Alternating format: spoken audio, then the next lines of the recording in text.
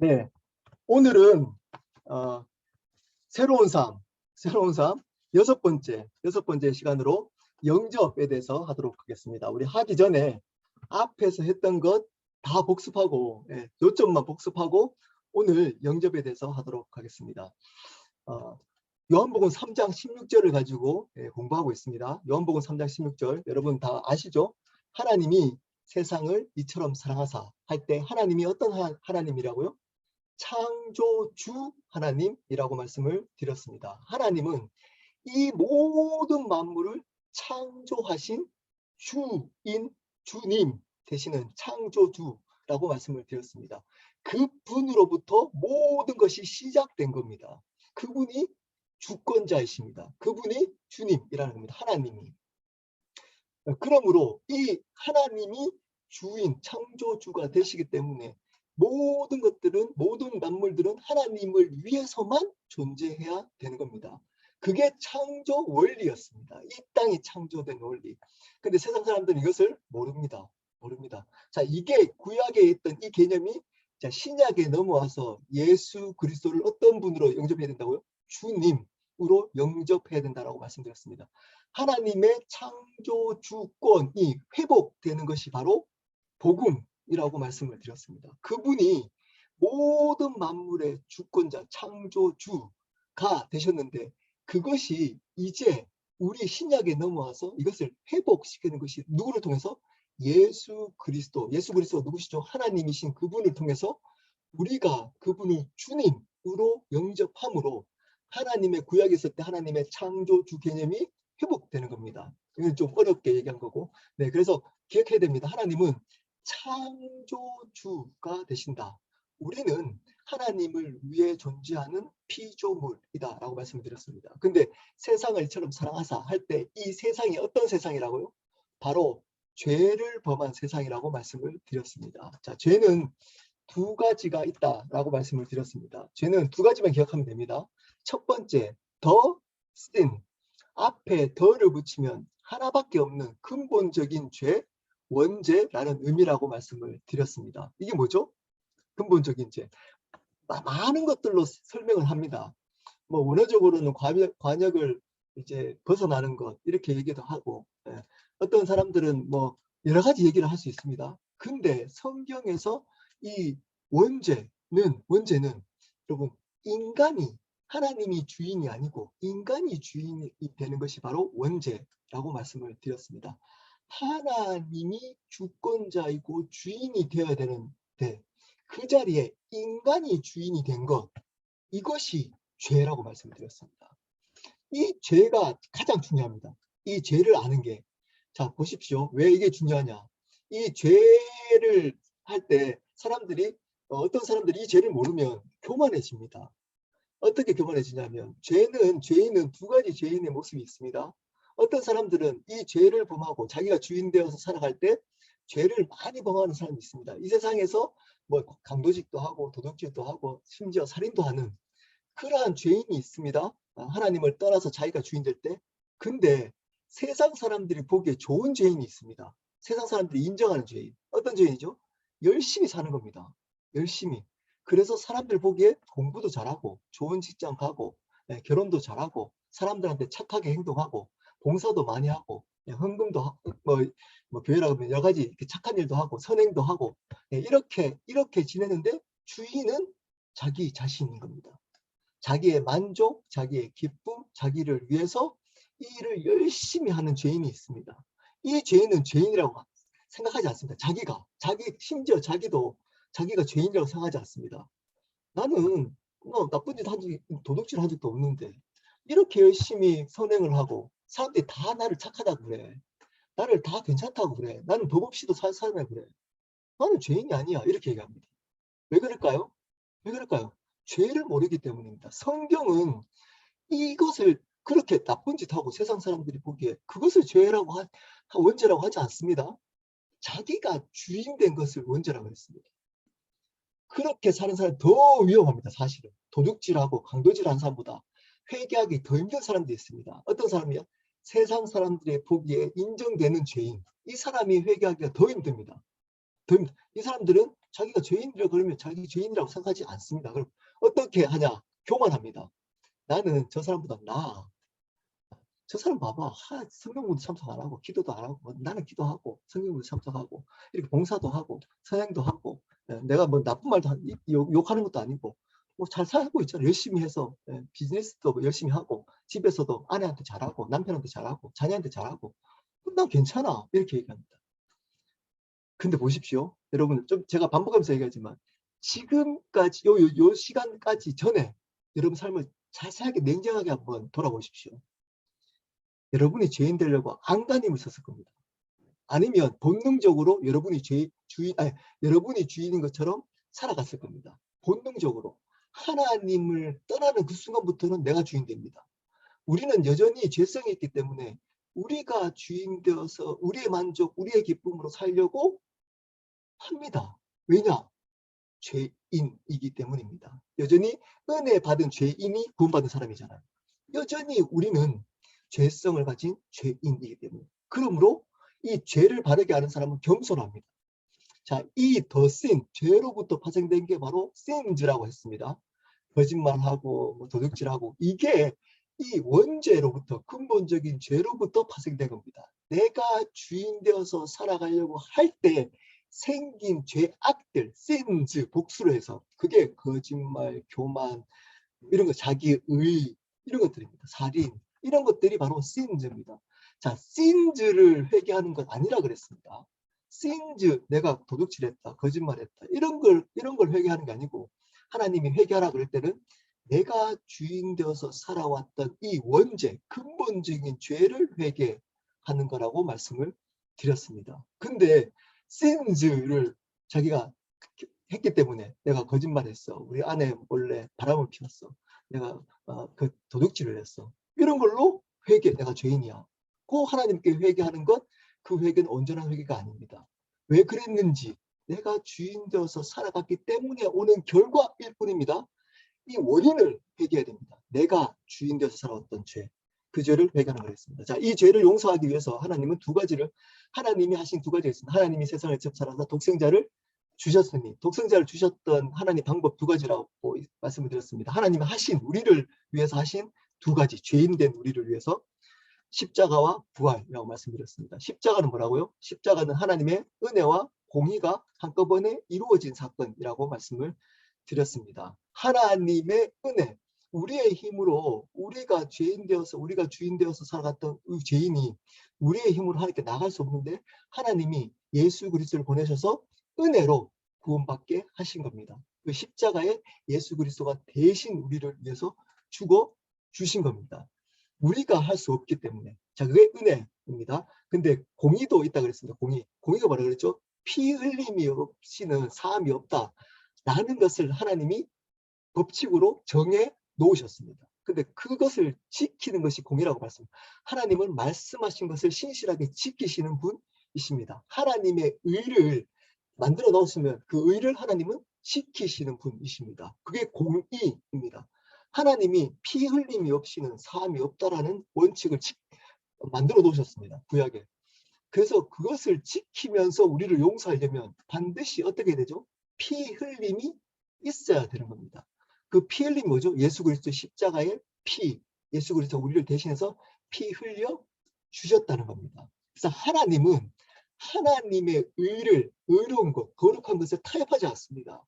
여러분이 죄 지으면 여러분이 하나님 앞에 회개해놓고 또 죄 지으면 그 죄에 대해서 반드시 대가 지불이 있습니다. 제가 그렇게 얘기했잖아요. 죄 지으면 회개하면 되지. 뭐 예수 믿으면 죄 지으면 회개하면 되지. 이제 예수 믿는 사람들은 자유해. 이렇게 큰일 난다고 그랬습니다. 네, 회개 용서해 주십니다. 하지만 그 행동에 대한 대가 지불은 반드시 하도록 되어져 있습니다. 내가 하나님 앞에 죄라고 생각하는 것을 반복한다. 그러면 그 반복하는 것에 대한 대가 지불이 내 삶 속에 반복해서 있습니다. 반복해서. 은혜를 못 누립니다. 그것을 끊지 않으면 계속적으로 반복해서 대가 지불을 해야 합니다. 하나님 은혜가 온전히 들어올 수 없습니다. 이게 공의입니다. 하나님은 은혜만 있는 게 아니고 공의도 함께 있습니다. 하나님 앞에 내가 죄라고 생각하는 그것 끊어야 됩니다. 끊어야 돼. 그것 가지고 회개하면 되지. 잘못했으니까 괜찮아. 이렇게 하면 그 행동에 대한 반드시 하나님 대가 지불을 하게 하고 용서해 주십니다. 그 대가 지불을 평생 할 수도 있습니다. 은혜 하나도 못 누리고 구원은 받을 수 있겠죠.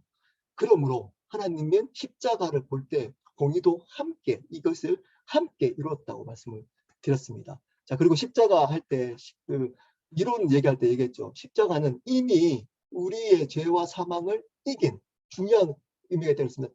단번에 영원히 예수 그리스도의 십자가를 믿는 사람들은 바르게 구주로 영접한 사람은 한 번에 십자가 사건을 한 번에 영원히 죄 사함을 받은 겁니다. 또 용서하고 또 용서 이렇게 또 영접하고 이렇게 하지 않아도 됩니다. 왜냐하면 예수님을 바르게 영접했다면 한 번에 영원히 가능합니다. 왜냐? 그분은 하나님이셨기 때문입니다. 하나님이시기 때문에 그분이 영원하시잖아요. 그분이 용서했던 십자가의 용서는 그러므로 영원합니다. 그리고 한 번에 이루어준 사건입니다. 십자가는. 자, 그것을 얘기했습니다. 그래서 십자가 사건은 이 한 번의 영원히 그리고 그 안에 죄와 사망을 이미 승리한 사건이다.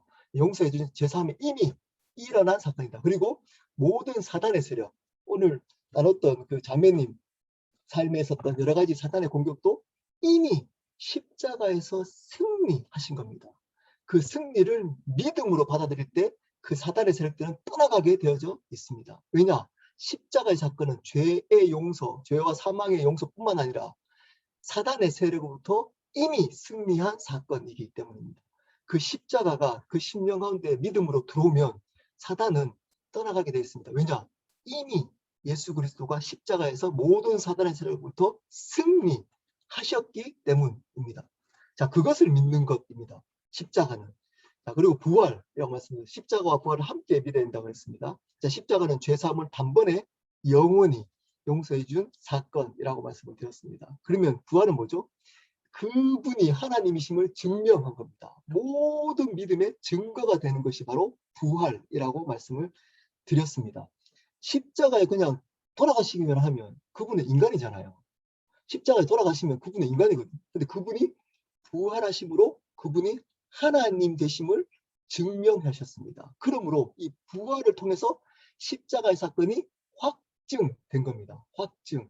같이 가야 되는 겁니다. 그러므로 이 부활의 의미가 어떤 의미가 있다 그랬죠? 그러므로 지금도 살아 계시다. 그분은 부활하셔서. 근데 어떤 분으로 살아 계시다고요? 바로 주인으로 지금도 살아 계시다라고 말씀을 드렸습니다. 자, 이 십자가는 죄 사함의 의미가 강하고 이 부활은 그분이 주인, 주권자임을 강조한다고 말씀드렸습니다. 그러므로 바른 복음은 예수 그리스도는 우리의 죄와 사망을 위해서 돌아가신 단번에 영원히 돌아가신 유일한 구원자이시자 그분은 부활하셔서 지금도 살아계신 우리의 주님 되신다는 것을 함께 믿어야지만 바른 복음이다 라고 말씀을 드렸습니다. 그냥 내 죄를 용서해 주신 내 예수 믿으면 천국 간다. 이것만 믿으면 구원받지 못합니다. 못합니다. 네, 성경에 그렇게 나와 있지 않기 때문입니다. 그분을 주님으로 영접해야 하는 겁니다. 그냥 구원자로만은 반쪽입니다. 반쪽은 구원의 역사가 없습니다. 그분은 구원자이시자 나 삶 속에 주인으로 받아들여야 되는 겁니다. 그럴 때 구원의 역사가 있는 겁니다. 자, 그러면 그것에 대한 우리의 반응, 하나님이 하셨던 두 가지, 그리고 거기에 대한 우리가 해야 될 두 가지를 저번 시간에 한 가지 했습니다. 그게 뭐였죠? 회개였습니다. 하나님이 세상을 이처럼 사랑하사 독생자를 주셨으니 이는 저를 믿는 자마다 할 때 이 믿음은 두 가지로 해야 된다고 했습니다. 하나는 뭐죠? 회개와 두 번째 오늘 할 것 두 번째 영접이라고 말씀을 드렸습니다. 회개와 영접. 회개는 뭐죠? 삶의 방향을 돌이키는 거라고 했습니다.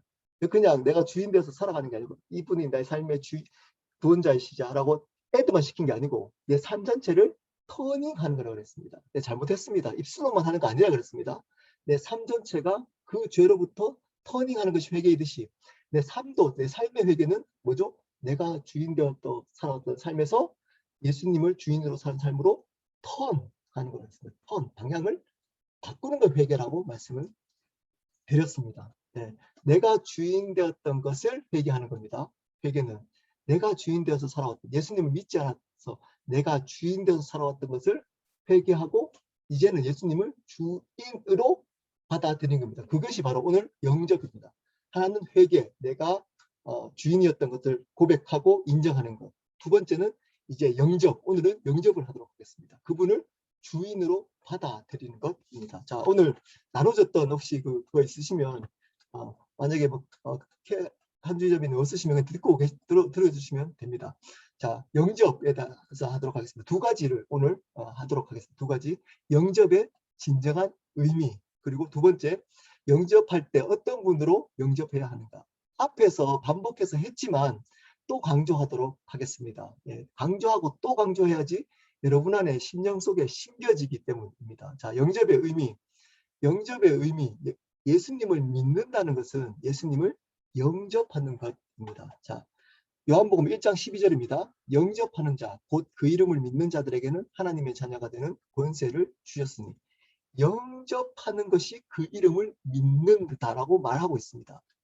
자, 여러분 손님을 영접하잖아요. 여러분 손님을 초대해가지고 집에 오면 여러분이 하고 싶은 대로 하십니까? 여러분 TV 보고 있다가 손님 오면 계속 TV 보고 있습니까? 재밌는 프로 있더라도? 보지 않습니다.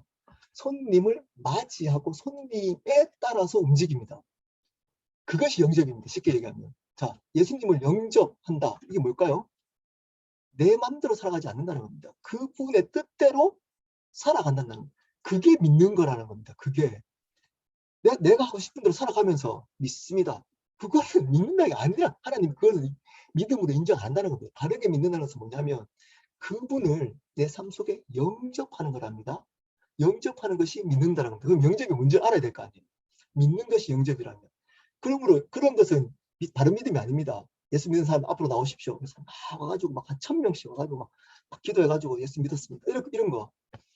여러분 그것은 바른 믿음을 전해주죠. 물론 하나님이 어떤 사람에게 성령께서 그 많은 사람 중에 역사할 수도 있습니다. 근데 그것은 바르게 믿음을 전해주는 것이 아닙니다. 믿음은 그게 성경에서 말하고 있는 믿음이 아니 믿습니다. 믿습니까? 믿습니다. 이게 믿음이 아니라는 겁니다. 믿음은 영접하는 거랍니다. 영접 그분은. 자, 그러면 두 번째입니다. 단지 입술로만 하나님을 인정하고 믿는 것이 아닙니다. 성경에 사단도 예수님을 알까요, 모를까요? 안다고 얘기하고 있습니다. 사단도. 아마 여러분이 예수님에 대해서 이야기하는 것보다 사단이 더 정확하게 얘기할 수도 있어요. 그래서 인포메이션을 잘 이야기하고 예수님이 어떤 분인지 얘기 잘한다고 본받은 것이 아닙니다. 아닙니다. 예수님에 대해서 지식적으로 잘 설명하고 잘 말한다고 예수님 영접하지 않. 사단도 알고 있다는 겁니다. 사단도 예수님이 어떤 분인지. 그게 아니고 삶 전체로 예수님을 받아들이는 것이 바로 영접의 의미입니다. 자, 요한계시록 3장 20절입니다. 볼지어다 내가 문 밖에 서서 두드리노니 누구든지 내 음성을 듣고 문을 열면 내가 그에게 들어가 그로 더불어 먹고 그는 나로 더불어 먹으리라. 자, 보십시오. 여기에 영접이 잘 나와 있습니다. 영접은 예수님이 문을 두드립니다. 그러면 어떻게 돼요? 듣고 문을 열어야 돼요. 우리가 열어야 되는 겁니다. 그리고 그분을 받아들여야 되는 겁니다. 어떤 분으로? 이제 삶 전체로 받아들여야 됩니다. 자, 그 뒤에 어떤 분으로는 이제 조금 이따가 하도록 하겠습니다. 받아들여야 되는 겁니다. 근데 그냥 뭘로? 예수님을 받아 안 들이고 예수님 문 두드린다고 해서 누구세요? 그때 예수님이 설명해. 내가 이런 분이야. 나는 이런 분이야. 구원자야. 내가 십자가에 돌아가셔서 부활하셨어. 들었어요. 문 밖에서. 그리고 설명을 해요. 사람들한테. 예수님 누구래? 아, 십자가에 돌아가셔서 우리를 구원해 주시고 구원해서 하나님이시래. 예수님. 그럼 구원 받는 건가요? 그분을 잘 설명하고 한다고. 그게 아니고 그분이 설명하고 있는 것을 믿고 그분을 내 삶 속에 뒤에 나오겠지만 주인으로 받아들이는 것이 영접인 겁니다. 그게 믿는 겁니다. 근데 거기에 대한 열심히 성경 공부하면서 다 교회에서 열심히 듣고 삶을 살아갈 때는 내 방식대로 여전히 살아가고 있다면 영접한 것이 아닐 수 있다는 겁니다. 영접은 내 삶의 주인으로 그분을 받아들이는 겁니다.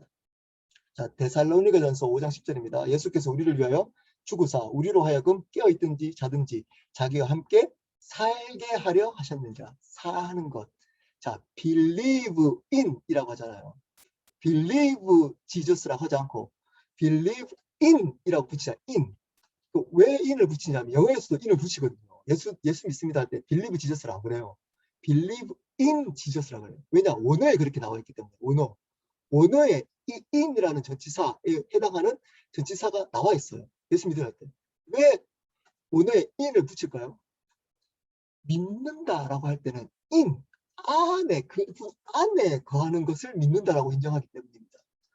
동일하게 그래서 어떻게 한다고요? 더불어 먹고 사는 것, 그분과 함께 살아가는 것이 바로 바른 영접이라는 겁니다. 베드로전서 4장 1절부터 2절입니다. 그리스도께서 이미 육체의 고난을 받으셨으니 너희도 같은 마음으로 갑옷을 삼으라. 이는 육체의 고난을 받은 자는 죄를 그쳤음이니 그 후로는 다시 사람의 정욕을 따르지 않고 하나님의 뜻을 따라 육체의 남은 때를 살게 하려 합니다. 하나님이 우리의 그리스도의 육체를 받으셨으니 그 같은 부분을 믿게 되면 어떻게 한다고요? 이제는 나의 정욕을 따라 살지 않고 남은 때를 하나님의 뜻대로 살게 하기 위해서 우리를 불렀답니다. 자, 그러면 바르게 부르심을 받은 사람은 어떻게 하죠? 자기의 정욕, 예전에 자기 정욕대로 살아가다가 이제는 자기의 정욕대로 살지 않고 나머지 때를 하나님의 뜻에 따라서 살아가게 되는 겁니다. 앞에 말하면 같이 더불어 살고 그분의 뜻대로 살아가는 것을 영접이라고 하는 겁니다. 자, 고린도후서 5장 15절 17절 이게 가장 오해가 많은 가장 예수님 믿고 나서 사람들한테 격려할 때 가장 많이 사용하는 말씀이면서도 가장 오해를 하면서 설명한 말씀이기도 합니다. 일단 5장 17절 한번 볼까요? 5장 17절 그런즉 누구든지 그리스도 안에 있으면 새로운 피조물이라 이전 것은 지나갔으니 보라 새 것이 되었도다. 자, 여러분 이 구절 교회 다니면 한 번씩은 뭐냐 하여튼 꽤 많이 들으셨을 겁니다. 예수 믿으면 새로운 피조물이야. 이전 것은 지나갔으니까 내 보라 새 것이 되었어. 어떤 느낌이십니까, 여러분? 자, 새로운 피조물을 할 때 어떤 느낌이 있나요? 이런 느낌이 혹시 있지 않습니까? 예전에 내가 자신도 없고 예전에 상처도 많았는데 이제는 자신감 있게 살아가. 사람들 앞에서 주눅 들지 않고 새로운 삶을 살아가. 예전에는 공부도 잘 못했는데 내가 예수 믿고 나서 공부도 열심히 하고 비즈니스 할 때도 비즈니스 잘 못했는데 이제 비즈니스 열심히 잘하는 그런 사람으로 살아가는 당당하게 기죽지 않고 자신 있게 이 세상을 살아가는 그 모습을 혹시 예전의 모습보다 더 좋은 이 세상의 삶 또는 더 좋은 모습의 삶 이 삶을 생각하면서 새로운 삶, 새로운 피조물이라고 생각하고 있지 않습니까? 많은 사람들이 이렇게 이 구절을 이해를 합니다. 새로운 피조물 할 때. 내가 이제는 예전에는 내가 막 살아갔지만 과거에는 이제는 잘 살 거야. 이 세상에서 세상 그것도 포함되어 있습니다. 예, 내가 아예 없다. 이 말 하는 거 아닙니다. 예, 잘 오해하지 마십시오. 그거 없다고 말하는 거 아니에요. 새로운 삶 살 겁니다. 기 죽고 있더라도 기 안 죽고 사는 거 맞습니다. 예, 자유롭게 당당하게 살 수 있습니다. 공부하다 공부 잘할 수도 있습니다. 근데 오늘 구절에 그것은 그거는 열매예요. 그렇게 그걸 새로운 피조물이라고 하지 않습니다. 새로운 피조물로 사는 사람의 열매이지 그거를 새로운 피조물이라고 하지 않습니다. 왜 그럴까요? 그거는 교회 안 다녀도 그렇게 할 수 있습니다. 교회 안 다녀도 불교 열심히 있다가 상처 있던 사람이 불교 열심히 믿으면 상처 없이 명상 잘하는 사람 명상 배우면 옛날에 주눅 들고 있다가 주눅 안 들고 살아갈 수 있습니다. 그게 새로운 삶이 아니라니까요. 새로운 피조. 자, 왜 그런지 한번 앞 구절을 보면 압니다. 자, 5장 15절 16절은 잘 연결해서 이거를 얘기를 안 합니다. 반드시 연결해서 이 구절을 얘기를 해야 됩니다. 반드시. 그것만 딱 떼서 얘기하면 안 됩니다. 자, 15절 보십시오. 고린도후서 15절, 5장 15절. 그가 모든 사람을 대신하여 죽으심은 살아있는 자들로 하여금 다시는 그들 자신을 위하여 살지 않고 오직 그들을 대신하여 죽었다가 다시 살아난 신을 위하여 살게 하려 함이라. 나와 있지 않습니까? 새로운 삶이 뭐라고요? 새로운 삶. 새로운 삶이 뭐라고요?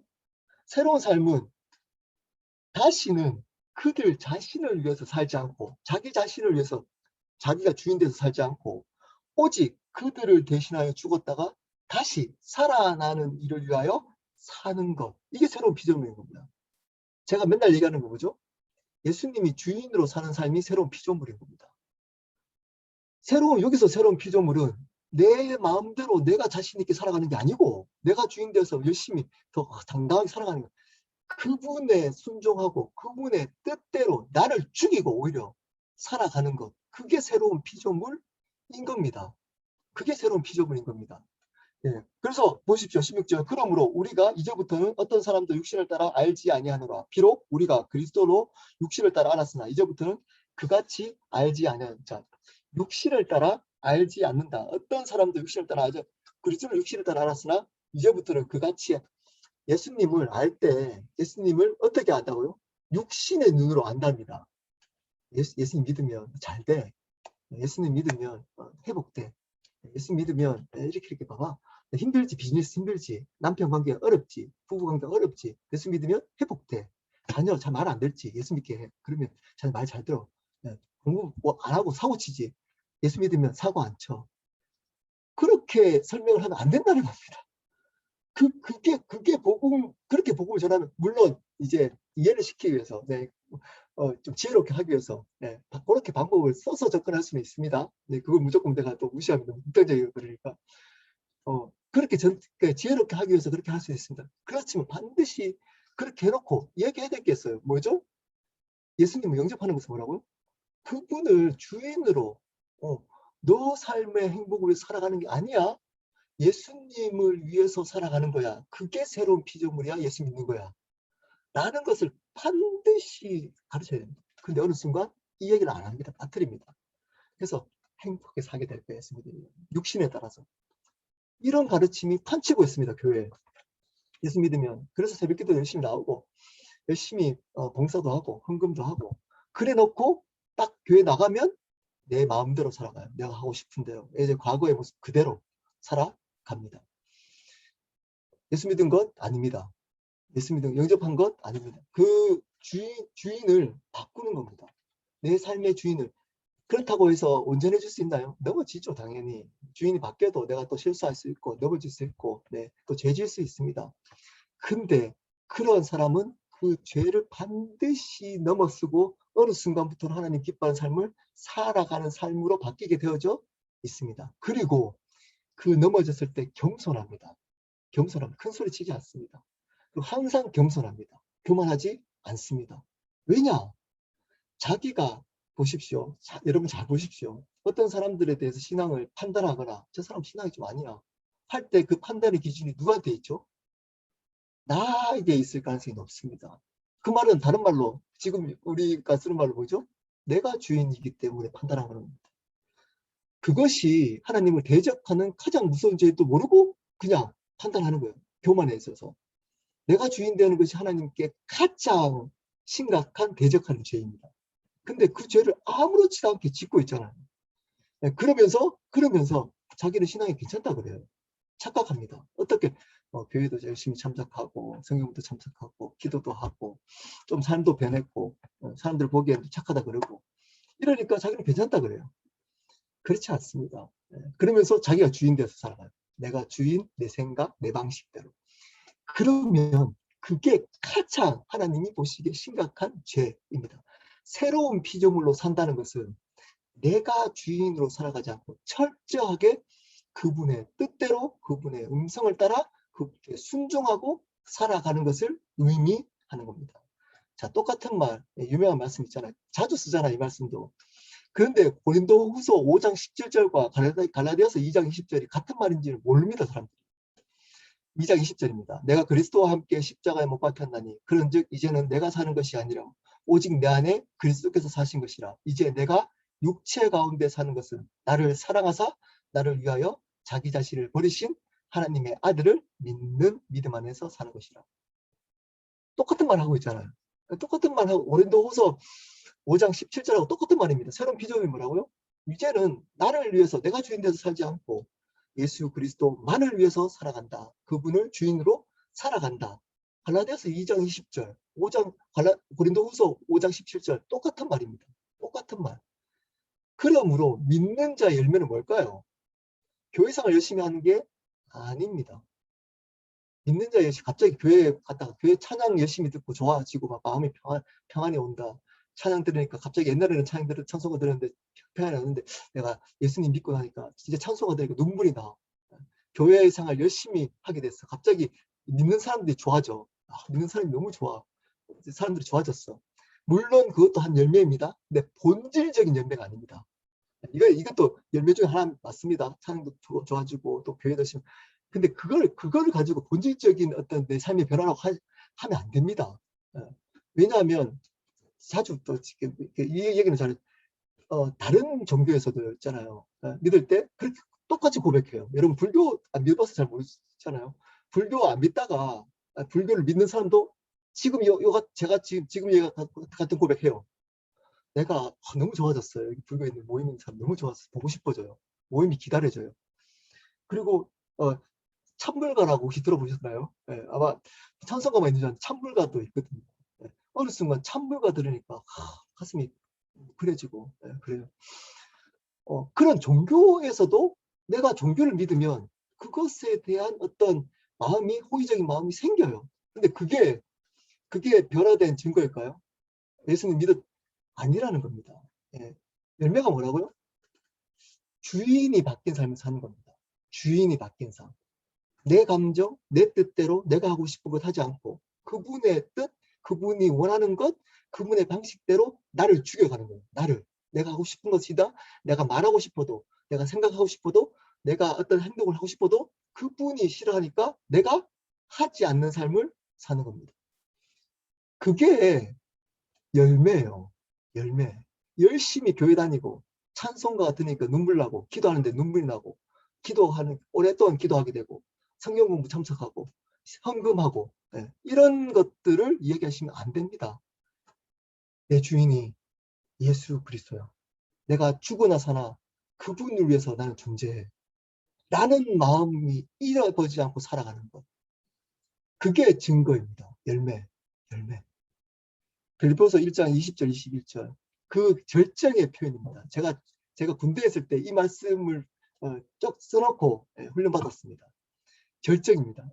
그 바울의 고백 절정 보십시오. 나의 간절한 기대와 소망을 따라 아무 일에든지 부끄러워하지 아니하고 지금도 전과 같이 온전히 담대하여 살든지 죽든지 내 몸에서 그리스도가 존귀하게 되려 하려 하나니 이는 내게 사는 것이 그리스도니 죽는 것도 유익함이라. 제가 이 말씀을 읽으면 제가 울었습니다. 옛날에는 이 말씀만 읽으면 울었습니다. 어디 있죠? 지금 바울이 감옥에 있어요. 근데 어떻게 얘기하죠? 나의 간절한 기대와 소망을 따라. 그 간절한 기대와 소망이 어떤 소망이죠? 뒤에 나옵니다. 아무 일에든지 부끄러워하지 않고 지금도 전과 같이 온전히 왜 전과 같이 표현했을까요? 감옥에 있기 때문입니다. 감옥 가기 전에는 감옥에 전까지는 얼마나 열심히 했어요. 근데 고난이 왔어요. 죽을 고난입니다. 죽을 수도 있어요. 근데 갔답니다. 그때나 지금은 갔대요. 내가 고난이 있어도 그때하고 다를 게 뭐냐 이런 거지. 다를 이유가 없다. 왜냐? 그 얘기가 또 나옵니다. 살든지 죽든지 내 몸에서 그리스도가 존귀하게 되는 것이 내 삶이기 때문입니다. 그 뒤에 나오잖아요. 이는 내게 이유가 나옵니다. 내게 사는 것이 그리스도. 다른 말로 뭐죠? 내 주인이 그리스도이기 때문에 내가 죽어도 내 죽음이 그리스도가 주인 되심을 드러낸다면 유익하다라고 얘기하는 겁니다. 여러분, 이 고백이 되어지는 것이 신앙인 겁니다. 이 고백. 이것이 믿음이고 신앙인 겁니다. 내가 행복해지고 내가 기뻐지고 내 열심이 생겨지고 내가 촬영되는데 눈물 나고 내가 교회 생활 하는데 너무 기쁨이 생기고 이게 아니고 그분이 존귀케 되는데 내가 어떠하든 상관없어지는 것. 이게 신앙인 겁니다. 영적. 그분을 바르게 믿는 믿음인 겁니다. 내가 사는 게 그리스도다. 죽는 것도 상관없다. 그분만 존귀하게 된다면. 이게 신앙인 겁니다. 이게 많을까요? 이런 분들이 많을까요? 그래서 좁은 길이라고 하는 겁니다. 좁은 길이라고 하는 겁니다. 이걸로 저희 교회는 계속 세워갈 겁니다. 강조하고 이 얘기를 하면서 저도 그 삶을 살아갈 겁니다. 힘듭니다. 힘듭니다. 이렇게 말해놓고 속으로 이렇게 말해놓고 이렇게 안 살아가면 안 되는데 하는 부담이 많습니다. 그렇지만 하나님은 이런 복음의 진리를 타협해 본 적이 한 번도 없습니다. 우리는 우리의 행복을 위해서 살아가는 것이 아닙니다. 우리의 기쁨, 우리의 평강, 우리의 누림으로 살아가는 것이 아닙니다. 우리의 열심으로 해서 우리가 기뻐하는 것 아닙니다.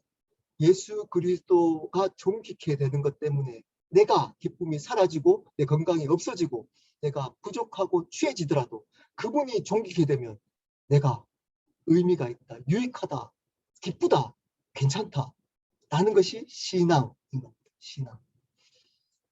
자, 그러려면 영접의 두 가지 측면. 어떤 분들은 이거는 뭐 여러분 뭐 들어서 너무 강조해서 알겠지만 또 얘기합니다. 첫 번째, 구원자로 영접해야 합니다. 구원자. 요한복음 14장 6절입니다. 예수께서 이르시되 내가 곧 길이요 진리요 생명이니 나로 말미암지 않고는 아버지께로 올 자가 없느니라. 구원자, 오로지 예수님만이 우리의 죄와 사망을 구원해 줄 수 있습니다. 이런 얘기 하잖아요. 세상 사람들. 제가 또 제가 아는 또 친구를 뭐 기도 제목도 나눴지만 전도하면서 제가 얘기를 했거든요. 예. 제가 예수님을 처음에 믿을 때 저는 이성적으로 생각해서 처음에 접근했습니다. 제가 왜 그랬을까요? 진리를 믿는 종교는 독단적이어야 된다고 생각했습니다. 불교는 뭐 이렇게 얘기하잖아요. 그것도 되고 저것도 되고 또 어떤 또 심지어 또 카톨릭을 흐지부지하게 믿는 카톨릭 신자 중에서도 이것도 되고 저것도 되는 사람이 있어요. 괜찮아, 이것도 괜찮고 저것도 가짜의 가능성이 높습니다. 여러분, 이 세상의 진리도 독단적입니다. 보십시오. 1 더하기 1을 2도 되고 3도 되고 하나요? 1 더하기 1은 2인 겁니다. 2 아니면 다 진리가 아닌 겁니다. 똑같아요.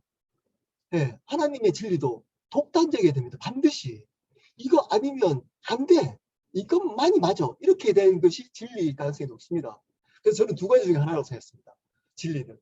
그러니까 맞는 종교는 뭘까요? 기독교와 이슬람. 왜 이슬람이 세상에 이렇게 이제 막 기독교를 소위 말하는 다른 신앙들을 위협하고 지금 세세해질까요? 독단적이기 때문입니다. 하나 알라를 믿지 않으면 다 죽어버려요. 자기가 목숨 걸고 믿어요. 여기에 능력이 있는 겁니다. 이스라엘 종교인데도 비진인데도. 근데 기독교를 독단적이라고 한다고 그것을 예수님만이 이거는 타협하면 절대 안 됩니다. 절대. 예수님만이 구원자입니다. 뭐 불교를 어떤 분들은 종교다원주의 큰일 납니다. 이것도 되고 하나님께 나가는 방법이 여러 가지야. 예수님뿐만 아니라 여러 방법도 있고 또 하나님 아는 방법 봐봐. 알라가 아랍어로 하나님이거든요. 하나님이라 그래. 유대인도 하나님을 믿어. 천주교 중에서도 구원도 있을 수 있습니다. 근데 흐지부지하게 믿는 사람들 중에 보면 뭐 이것도 되고 저것도 되는 사람도 있어요. 그런 사람들 구원 없습니다. 거기. 예수 그리스도만 구원자입니다. 다른 어떤 것도 구원을 줄 수 있는 다른 이름을 준 적이 없다라고 합니다. 그 뒤에 나오잖아요. 사도행전 4장 12절. 다른 이로서는 구원받을 수 없나니 천하 사람 중에 구원받을 만한 다른 이름을 우리에게 주신 일이 없음이라 하였더라. 명확하게 얘기하잖아요. 다른 이로는 구원받을 수 없다. 예수 외에는 구원받을 이름이 없답니다. 없어요, 절대. 그래서 신적들이 한다고 타협하시면 안 됩니다. 여기에 타협하면 우리의 그 순교자분들, 순교하신 분들, 여러분 그분들이 뭐 이렇게 대단한 거 가지고 순교하셨나요? 아닙니다. 지금도 선교지에서 순교하시는 분들, 이거 다 하나 진리 때문에 순교하는 거예요. 자, 이런 겁니다. 예수님만이 구원자야? 이스라엘 물어요. 예수님만이 구원자야? 그러면 보십시오. 그러면 이렇게 하면 되잖아요. 아닙니다. 예수님만도 아니고 알라도 구원자이고 예수님은 선지자입니다. 알라 믿듯이. 예수님만이 구원자가 아닙니다. 라고만 하면 그러고 나서 살아서 뒤에 와서 회개하면 될 수 있잖아요. 그렇게 생각하지 않나요? 근데 그 말에 목숨을 겁니다. 그래서 죽어요. 순교자들. 예수님만이 구원자. 그때 당시에 사도행전 때 순교자들도 그랬습니다. 제자들도 11명의 제자들도 다 죽었잖아요. 대부분. 요한 빼놓고. 근데 죽을 때 어떤 거 묻나요? 예수님이 진짜 구원자야? 네, 그럴 수 있는 겁니다. 여러분, 예수님만이 구원자입니다. 예수님만이. 그거를 믿으셔야 됩니다. 첫 번째, 구원자. 그분만이 우리의 죄와 사망을 구원해 주신 구원자이다. 두 번째입니다. 주인으로 영접해. 여기서 끝나면 안 됩니다. 그래놓고 자기가 주인 돼서 살아가면 예수님만이 나의 구원자야 라고 해놓고 보십시오. 순교할 때 내가 살아야지. 내가 주인이잖아요. 내가 주인. 살아야지. 그래서 뭐 해결하면 되지. 왜 그렇게 생각할까요? 내가 주인이기 때문입니다. 내가 주인. 왜 그분들이 죽을까요? 순교할 때? 순교 기회가 있으면 순교해야 됩니다. 왜냐? 내가 주인이라는 것들을 고백하는 것이 순교이기 때문에. 내 삶의 주인이 내가 아니다. 나의 생명은 주님 거다. 라는 고백인 겁니다. 이 얘기도 부담스럽습니다. 저도. 과연 나도 만약 그 자리에 있으면 과연 나 죽을 수 있을까? 목사이지만 걱정이 있습니다. 근데 온전한 복음은 그렇게 하는 게 온전한 복음입니다. 왜냐? 예수님을 구원자이자 그분이 나의 삶의 생명의 주인으로 믿기 때문에. 내가 살기 위해서 내가 행복하기 위해서 이 삶을 넘기기 위해서 아닙니다. 하지 못합니다. 주인 맞습니다. 주님이십니다. 라는 겁니다. 자, 로마서 14장 7절 9절입니다. 우리 중에 누구든지 자기를 위하여 사는 자 없고 자기를 위하여 죽는 자도 없다. 우리가 살아도 주를 위하여 살고 죽어도 주를 위하여 죽나니 그러므로 사나 죽으나 우리가 주의 것이로다. 이를 위하여 그리스도께서 죽었다가 다시 살아나셨으니 곧 죽은 자와 산 자의 주가 되려 하십니다. 자, 우리가 죽으나 사나 주를 위해서, 이 고백은 바울 수도 없이 하잖아요. 지금 수도 없이 하고 사나 죽으나 주를 위해 산다. 왜냐?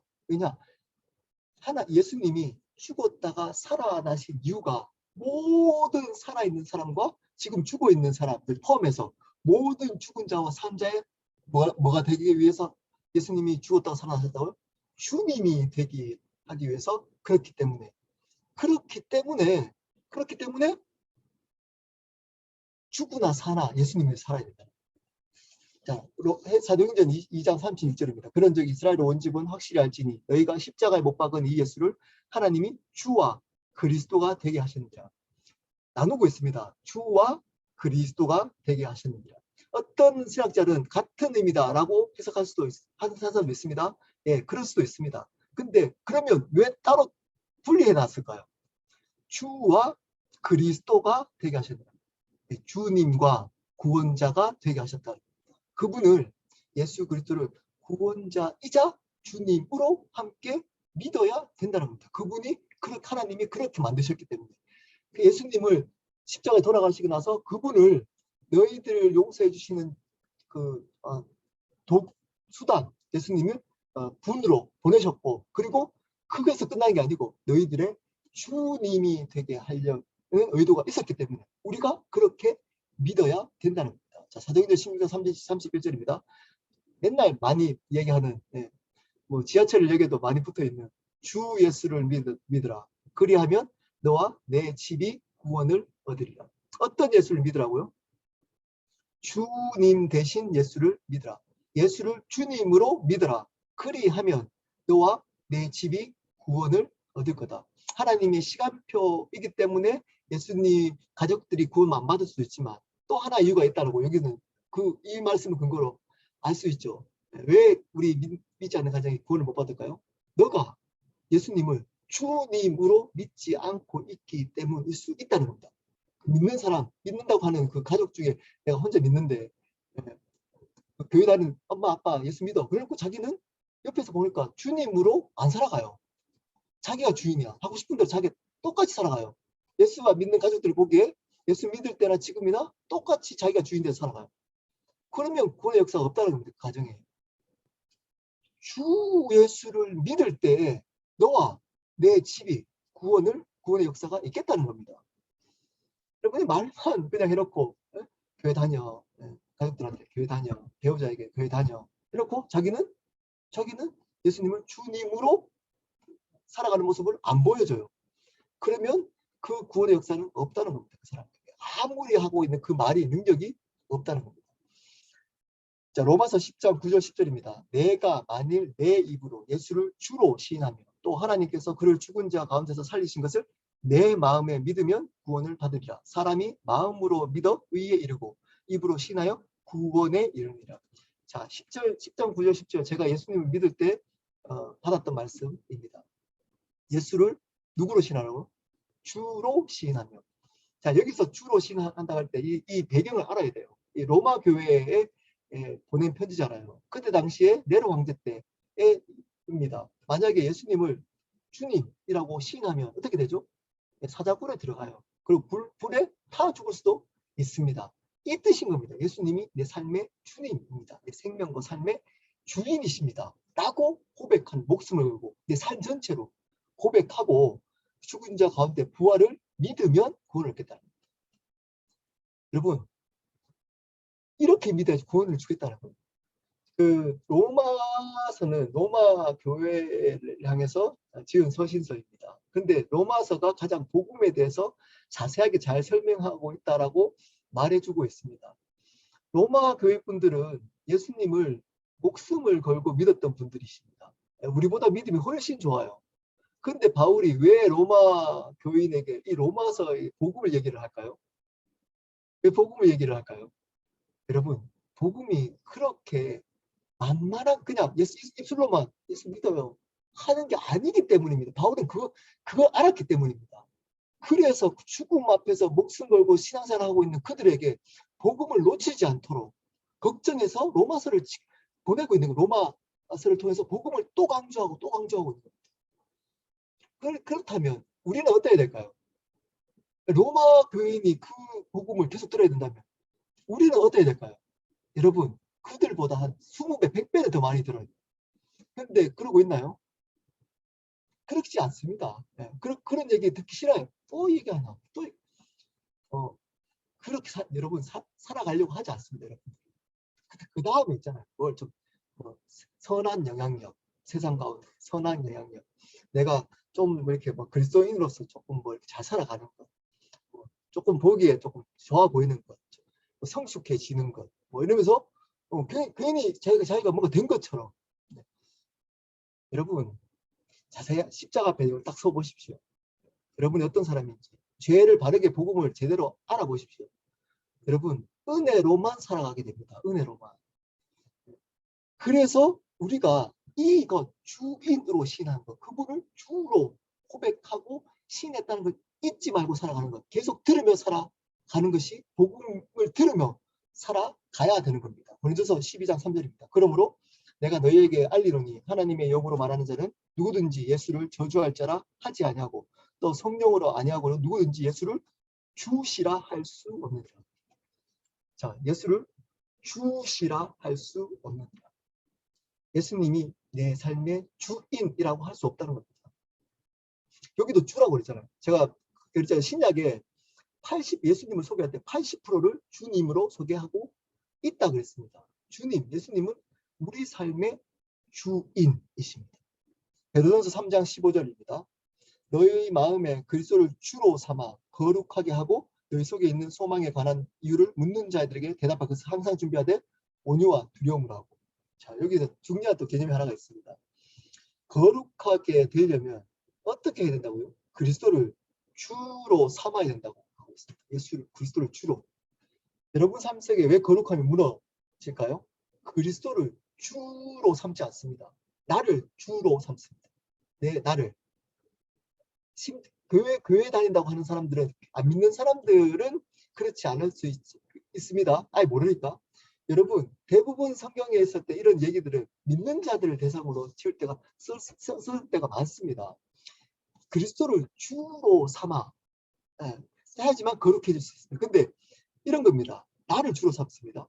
내가 배웠던 성경 지식, 나의 종교적 열심, 신앙적 열심, 성경부 참석하고 기도하고 헌금도 하고 봉사도 했고 내가 좀 변했고 내가 좀 삶이 되고 다른 사람보다 낫고 이런 기준으로 나를 주로 삼습니다. 그것을 주로 삼습니다. 그러면 거룩해지지 않습니다. 아주 심플합니다. 예수님을 주님으로 삼을 때만 거룩해질 수 있습니다. 내가 주인이 아니고 예수님이 주인이야 라고 할 때만 거룩을 경험할 수 있습니다. 내 노력, 내 힘, 내 의지로는 되지 않습니다. 그러므로 티가 납니다. 여러분, 예수님을 주로 신한 사람들은. 제가 얘기하잖아요. 겸손해요. 교만하지 않습니다. 겸손해요. 항상. 그리고 그 겸손할 수밖에 없습니다. 겸손할 수밖에 없습니다. 절대 교만할 수 없습니다. 왜냐? 내 안에 있는 죄가 얼마나 심각한지 알기 때문에, 내가 얼마나 죄인인지를 하나님께 나갈 때마다 발견하기 때문입니다. 그래서 바울은 마지막 그렇게 열심히 자기 삶을 들여서 죽을 고생 다 하고 예수님의 삶을 들였는데도 불구하고 마지막 그 늙은 때 고백하잖아요. 내가 괴수 중에 괴수다. 내가 괴수 중에서도 내가 최고 괴수라는 겁니다. 왜 그럴까요? 나갈 때마다 알기 때문입니다. 내가 하나님께 나갈 때마다 내가 주인 되려고 하고 어느 순간 내가 가지고 있는 조금 얄팍한 성경 지식, 내가 조금 잘했던 뭐 교회 봉사했던 것, 내가 좀 잘했던 뭐 헌신, 내가 좀 잘하는 뭐 경험, 저 사람보다 나은 행위 이런 걸로 주인 삼으려고 해요. 근데 그거 죄인지도 몰라요. 근데 바른 복음을 들어온 사람들은 이게 얼마나 이게 하나님 가장 대적하는 거거든요. 그런 사람이나 것들을 하나님께 나갈 때마다 알아요. 내가 죽을 수밖에 없는 죄인이구나. 내가 소망 없구나. 그분의 도우심, 은혜가 아니면 나는 살아갈 수 없구나. 그래서 감격이 사라지지 않습니다. 그 안에 감격이 사라지잖아요. 시간이 지나면 지날수록 감격이 사라진다면 뭔가 잘못된 겁니다. 그 복음이 심겨지면 하나님께 나갈 때마다 감격이 있어요. 감격이. 이런 나를 받아주신, 이 죽을 수밖에 없는 이 죄인된 나를 지금도 받아주신 그분의 은혜. 그분의 은혜. 여러분, 이게 복음을 받아들이는 겁니다.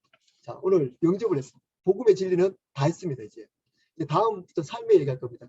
그리스도의 삶, 그리고 교회 생활, 그리고 이제 저희가 이제 마지막 또 시험 한번 치고 그거 뭐 정리하는 거죠. 하고 마칠 겁니다. 복음의 진리는 다 했습니다. 여러분, 한마디로 정리하면 됩니다. 한마디로. 복이 뭐냐? 복이 뭐냐? 예수 그리스도가 나의 죄와 죽음을 위해 돌아가신 유일한 구원자이시며 나의 삶과 생명의 주인이시다는 것을 믿는 것. 이게 복음입니다. 이게 복음입니다. 그러니까 이것을 믿는 이 사실, 이게 복음이 되는 겁니다. 이것을 믿은 사람들은 어떻게 살아간다고요?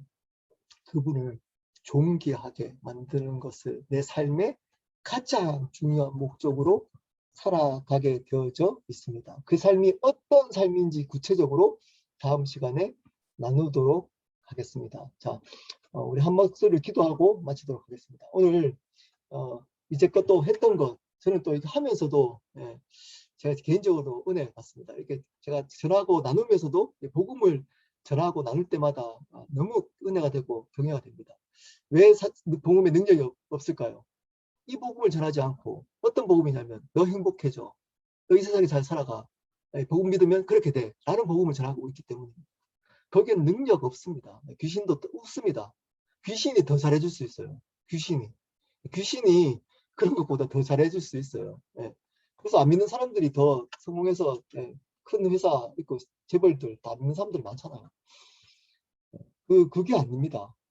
우리는 그분을 끝까지 어떤 상황 속에서도 주인, 여러분이 죄를 짓던 넘어졌던 부족하던 어떤 모습이 있든 예수 그리스도 나의 삶의 주인이다. 이걸 그분을 주님으로 존귀케 하는 것이 내 삶의 목적이야. 내가 추한 것이 있으면 왜 드러낼 수 있을까요? 제가 이걸 알고 제 삶을 오픈하기 시작했어요. 우리 가정, 나의 추한 과거, 왜냐? 드러내니까 예수님이 존귀케 되더라고요. 너가 저 목사가 대단한 줄 알았더니 아니네. 저런 놈을 목사까지 만드신 그분이 대단하네. 그러니까 그분이 존귀케 되니까 내가 추한 것들 뒤에서 속닥속닥 거리던 나의 추함이 드러나는 것이 그분을 존귀케 된다면 내 약함이 강함이 되는 겁니다. 그분의 존귀케 되는 것. 그게 성경의 진리인 겁니다. 여러분 그 삶을 살아가도록 우리 한 목소리로 기도하고 마치도록 하겠습니다.